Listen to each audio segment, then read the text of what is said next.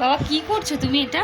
আমি দেখো, আমি একটু আবার এইসব হয়তো অন্য ভাষায় বললে রাগারাগি হবে, ককটেল করে মিষ্টি খেতে ভালোবাসি। এই পায়েসের সঙ্গে একটু মিষ্টি দই, একটু ওই রসগোল্লার রস, এগুলো খাওয়ার টেস্টই আলাদা। এক একজন এক এক রকম, তো আমার আলাদা রুচি। তুমি ওইভাবে খাবে? হ্যাঁ, খাবো। আর এইটা কার জন্য রেখেছো? ওটা মার জন্য একটু রাখবো। এত ভালোবাসা? ভালোবাসা বলে কোনো জিনিস না। দেখো, মেয়ে ছেলে গ্যাস সিলিন্ডার যদি লিক হয়ে যায় না বুড়ো বয়সে, তাহলে সে মানে কি বলতে চাইছো যে বউ হারালে এই বয়সে আর বউ পাওয়া যাবে না? মেয়ে ছেলে হচ্ছে গ্যাস সিলিন্ডার, যদি গ্যাস না জোগায় না তাহলে আমি নড়তে চড়তে পারবো না, আরেকজনও পারবে না। বড় বড় কথা কেউ যেন না বলে।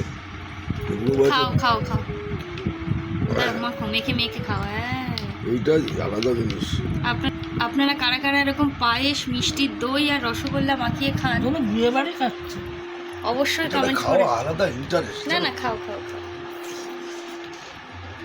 মানুষ বলে অম্বল হবে, গ্যাস হবে, হ্যাঁ হ্যাঁ, ঢেকুর উঠবে, কিচ্ছু হবে না। এরপরে আবার 7 আপ হবে। মজাই আলাদা। আবার ওই কোন এই যে এইখানে আবার খেয়াল ছিল না। এইখানে আবার টমেটোর চাটনি রেখে দিয়েছে। টমেটোর চাটনিটা আবার ওর ভেতরে দিচ্ছে, দিয়ে নাকি এটা খাবে। কি খাওয়ায়? তোমার ঘৃণা করছে? খাও খাও খাও। তোমার কি করছে? আমি এই টমেটোর চাটনি, পায়েস, তার মধ্যে অল্প টক মিষ্টি দই আর রসগোল্লা। তুমি টক দইও নাও? না, টক দইও নাও, ওটা বাদ যায় কেন? তোমাদের কোনো অসুবিধা না না না না, কোনো অসুবিধা হচ্ছে না। তাহলে তোমরা কেন? খাওয়াতে ব্যক্তি স্বাধীনতা থাকা প্রয়োজন। খাও খাও। আমার তো কোনো অসুবিধা হচ্ছে না।